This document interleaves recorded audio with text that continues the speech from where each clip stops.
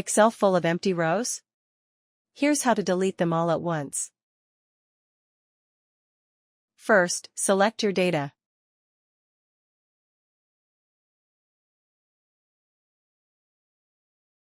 Press Ctrl+G, click Special. Choose blanks. Click OK.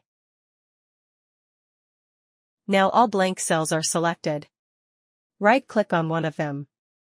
Choose Delete. Select entire row. Click OK. Done. All empty rows are gone.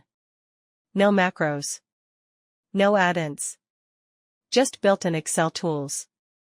Subscribe to Only Tips for more fast tech fixes. No fluff. One problem. One fix. Fast.